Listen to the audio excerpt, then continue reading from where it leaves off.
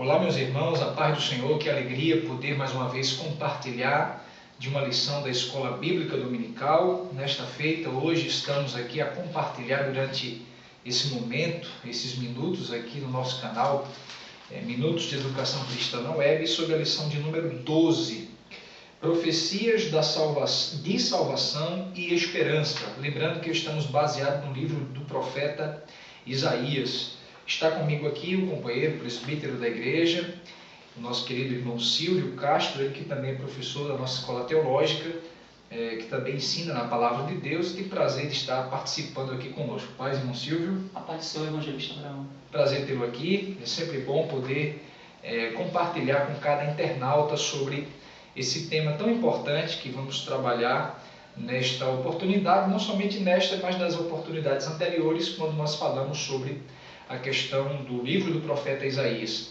E eu quero agradecer a cada internauta, você que já está inscrito no nosso canal, você ainda que não está inscrito, mas você tem a oportunidade de fazer a sua inscrição neste canal e sempre estar recebendo informações importantes sobre a palavra de Deus. Nosso objetivo é cooperar, contribuir para o crescimento e o desenvolvimento do ensino da palavra de Deus. Queridos, estamos hoje, o texto áureo da lição vai falar porque também a nós foram pregadas as boas novas, como a eles, mas a palavra de Deus, mas a palavra da pregação nada lhes aproveitou, porquanto não estava misturada com a fé naqueles que a ouviram. Isso está em Abacuque, capítulo 4, e o versículo 2.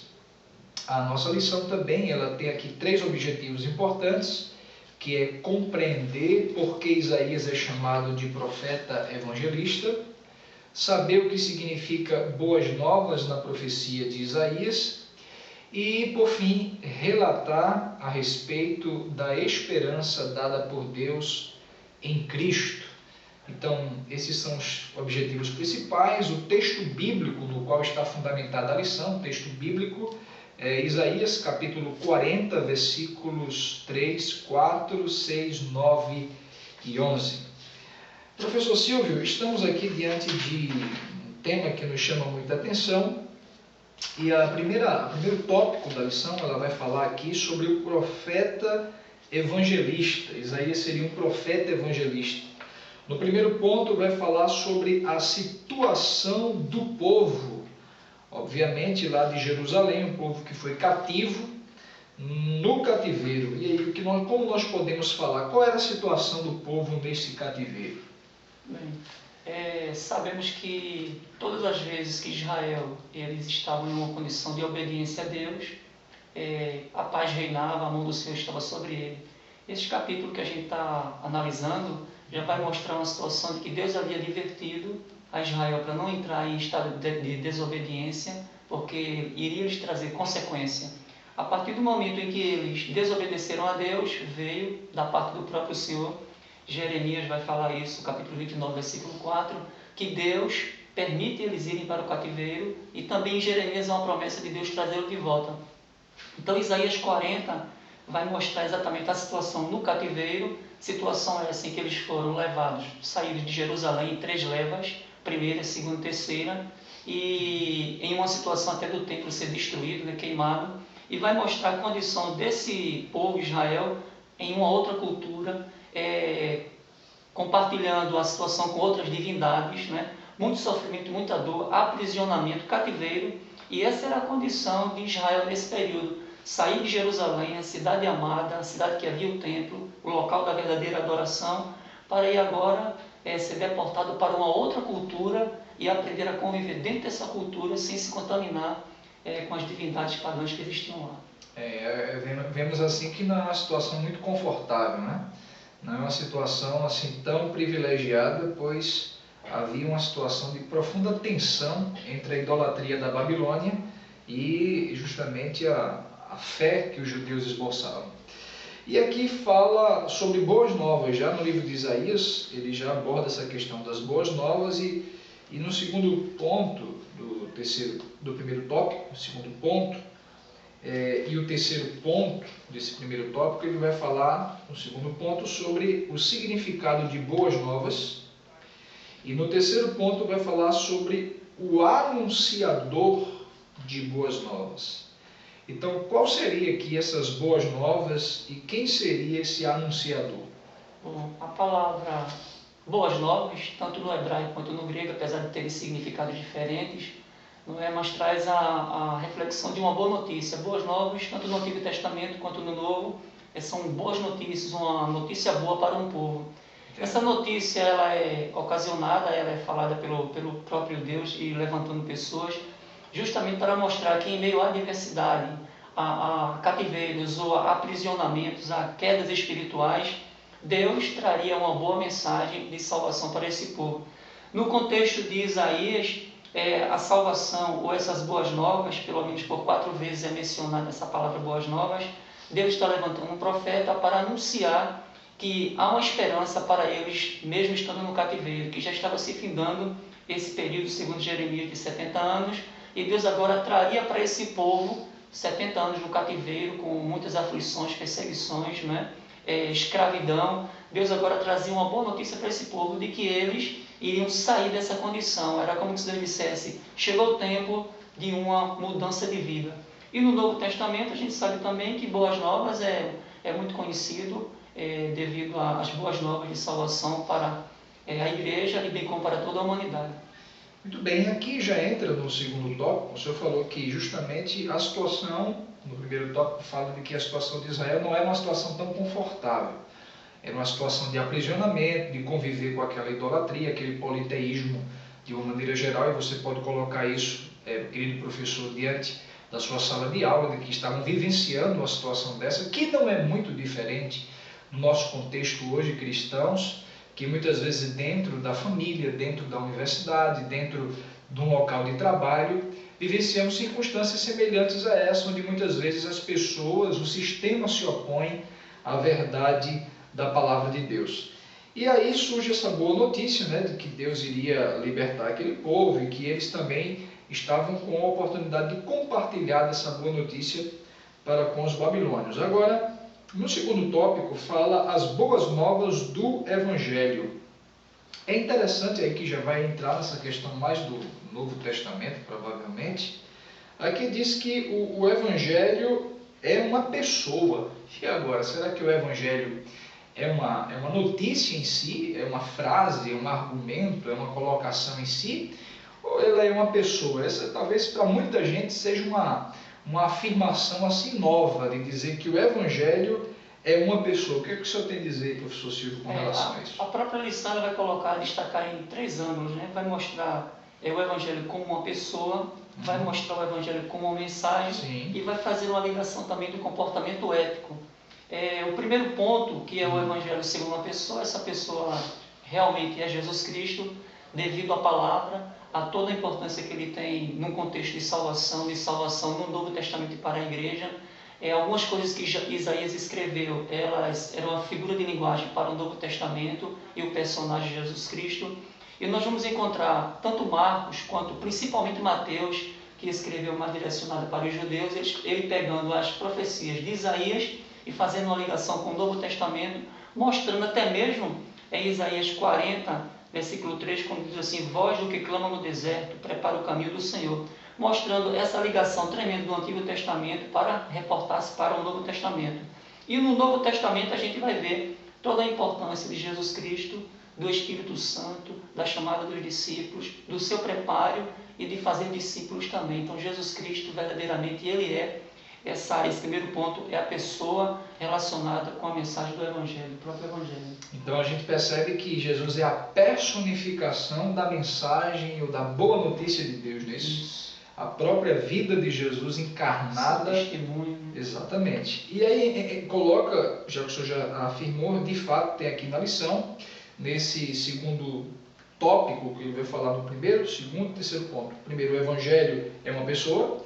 O Evangelho é uma mensagem e o Evangelho é um estilo de vida. Então, no caso, o Evangelho como pessoa, que é justamente a revelação maior de Deus, que é quando Jesus vem e encarna, assume forma humana e apresenta de maneira visível e palpável o caráter de Deus, este Jesus também transmite uma mensagem e que a posteriori manda que nós também venhamos a transmiti-lo. Então, o Evangelho também é aquilo que pregamos, não é verdade? Exatamente. Então, é aquilo que contemplamos na pessoa de Cristo, é aquilo que pregamos recebendo de Cristo, mas também, eu queria que o senhor falasse um pouco sobre isso, o Evangelho é um estilo de vida, ou seja, ela vai além daquilo que a gente prega, não é isso? Exatamente. A partir do momento em que a gente coloca como o referencial, o principal referencial dentro da mensagem de que Cristo é uma pessoa, e na palavra do próprio apóstolo Paulo ele diz assim, sejam meus imitadores como eu sou de Cristo.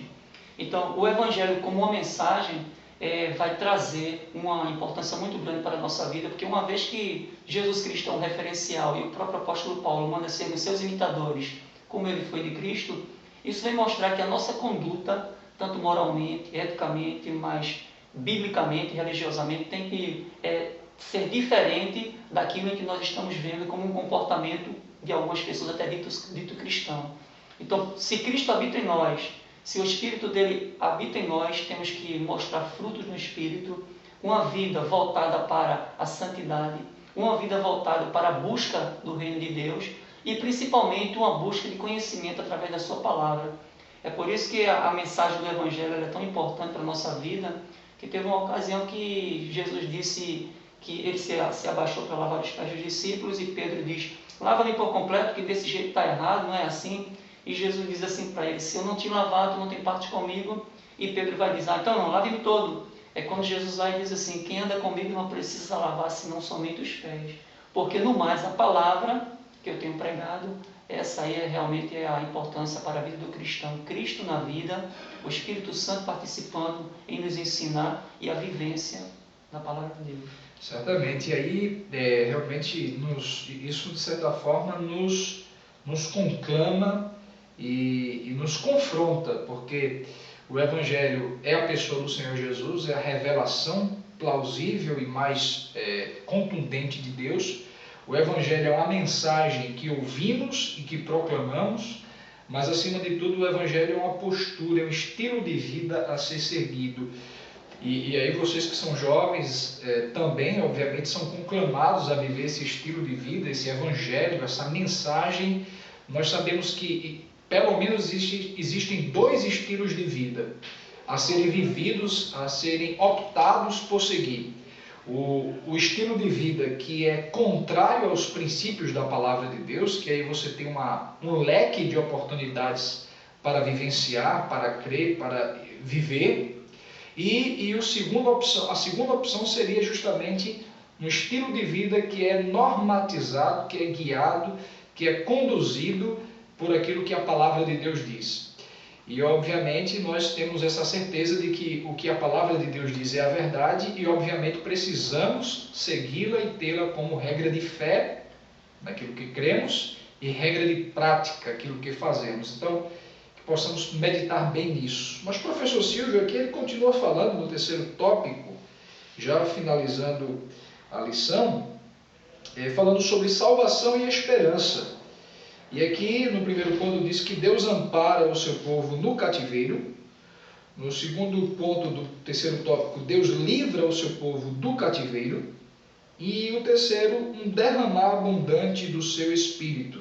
Queria que o senhor ficasse à vontade para trabalhar essa questão do terceiro tópico. Eu vou pegar o versículo que tem aqui em Isaías 40, versículo 1, quando Deus aqui ele faz algumas observações da condição que estava o povo de Deus, né, no cativeiro, e a razão pela qual agora ele iria tirar esse povo com livramento. Entendo. Ele coloca, consolai.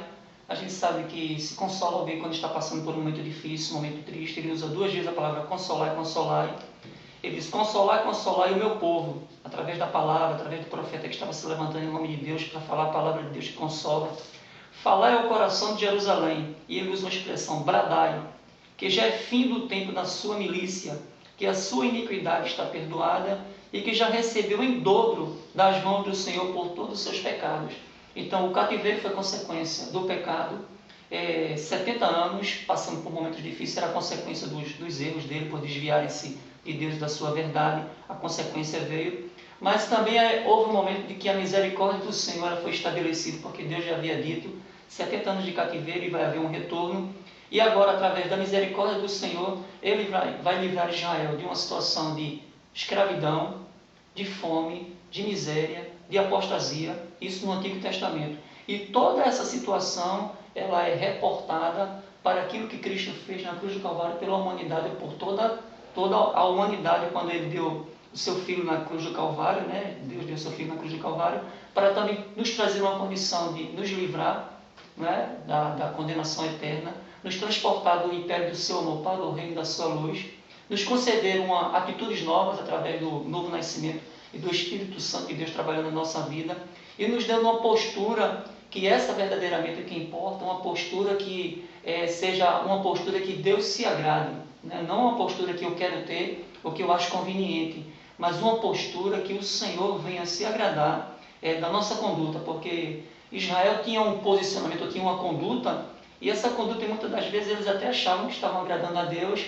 mas havia a advertência do Senhor dizendo, aí está errado, não é por esse caminho não. E hoje também há alguns tipos de grupos, segmentos, né, que até às vezes acham-se que estão fazendo a vontade do Senhor, mas se não estiverem cumprindo na sua vida aquilo que Jesus diz assim, quem quiser seguir-me, tome a cada dia a sua cruz e siga-me, não é digno de mim. Ou seja, sabemos que o Evangelho em nossa vida é um sinal de renúncia, seja para uma criança, seja para um adolescente, para um jovem, para um ancião, uma anciã.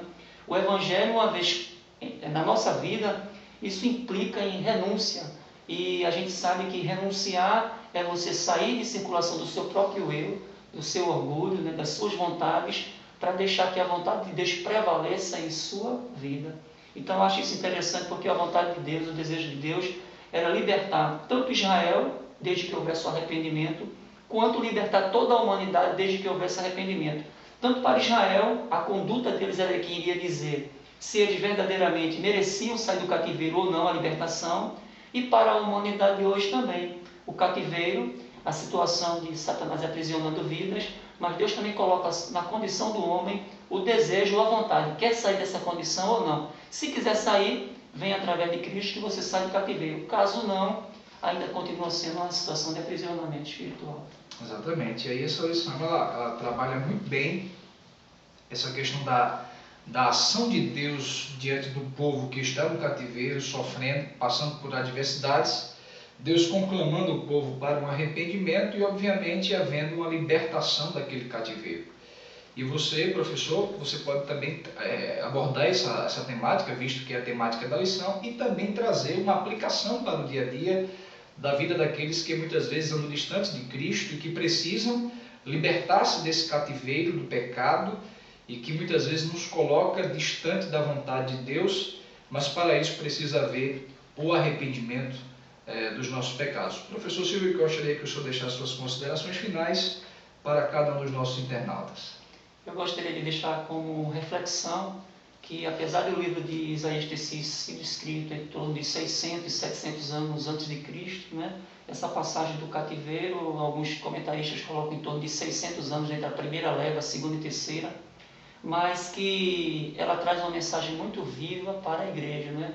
O mesmo Deus que libertou Israel, que trouxe sobre a vida dele uma consequência por causa dos seus erros, por isso que há uma reflexão do Senhor mesmo que diz assim, que Ele corrige e castiga a todos quanto Ele ama. Então, onde houver o amor de Deus em relação ao seu filho e houver um erro, uma falha, vai haver realmente uma punição, como o pai que ama muito seu filho, uma correção. Essa correção veio para Israel e ela se reflete também para os nossos dias. Aonde houver o pecado, aonde houver a maldade, aonde houver o egoísmo, o orgulho, é vontade do Senhor que nós abandonemos essas práticas e nos voltemos para o nosso Deus, para que verdadeiramente nós possamos alcançar a salvação e a libertação, uma vez por todas, e felicidade no nome de Jesus. Amém. Graças a Deus, quero agradecer a participação de cada internauta que está assistindo esse vídeo, que você possa compartilhar também com outros colegas, outros professores, até mesmo alunos, que isso serve como uma pré-aula, né? Certamente muitas outras coisas podem ser faladas acerca dessa temática lá na sua sala de escola bíblica dominical, e queremos estimular, continue frequentando a escola bíblica dominical, que através da escola bíblica dominical você poderá realmente ampliar o seu conhecimento bíblico e desenvolver cada vez mais o seu potencial na casa do Senhor. E você que mora na região metropolitana do Recife, nós queremos lhe convidar para vir estudar na Escola Teológica da Assembleia de Deus em Abreu e Lima, Pernambuco, que é a AET-ADALP. E certamente estará de portas abertas. Você pode entrar em contato pelo telefone 3542-1410, e lá você vai ter cursos de teologia e também na área de música, na área de vários instrumentos, na área de cântico também, e venha aperfeiçoar o seu conhecimento. Que Deus abençoe a todos e até uma próxima oportunidade, em nome de Jesus.